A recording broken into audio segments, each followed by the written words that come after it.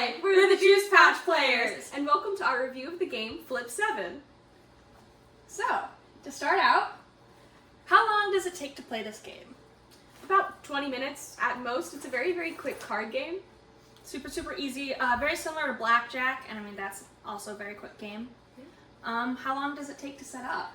Less than 5 minutes. As soon as you've shuffled the deck, you're good to go. Yep.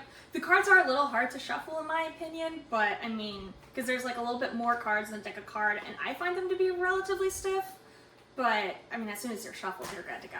I play a lot of Uno. Nothing's too difficult to shuffle for me. How easy is it to pick up the rules? Very easy. Super easy. All you really do is draw a card and decide if you want another card or not. Pretty easy.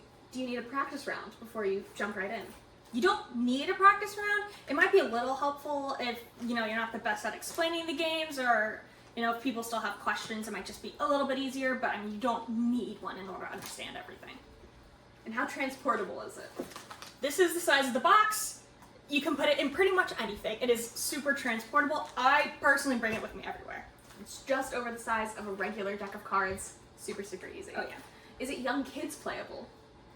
Depends on the kids.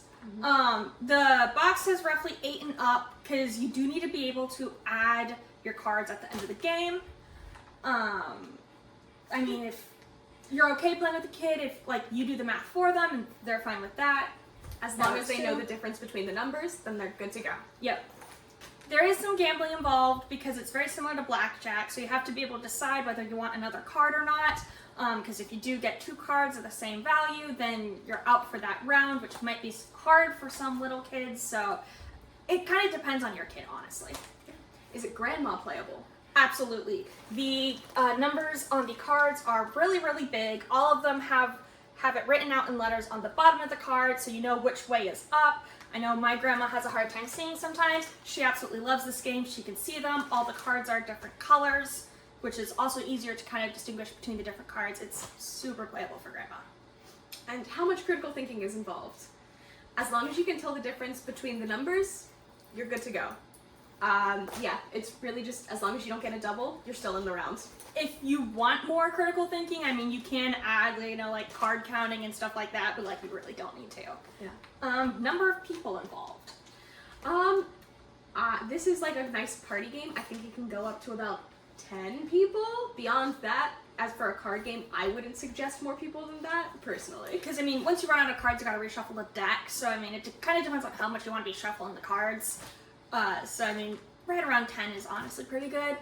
I typically play with my family of 5 a lot, and that's also a really good number. Can this be a team game? Kind of. We've had friends play as a team where it's one always gets the cards and the other one does the math, and it works. I just personally don't think it's as fun. Yes. Are there any outside supplies that you need? Just a way to keep score.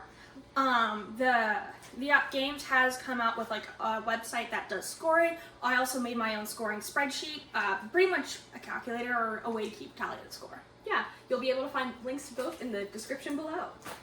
All right, how many pouches do you rate it? I give it 3.5 out of 5 pouches. It's a very fun card game, and I enjoy it quite a bit. I would give it a solid 4.5. It's one of the few games that I can play with my entire family that everybody loves. I have yet to find someone who doesn't like this game, so I can't say no to this game, quite honestly. Yeah. That leads to an average of 4 pouches for the game. Yeah, I hope you've enjoyed our review of Flip 7. And we will sip you later!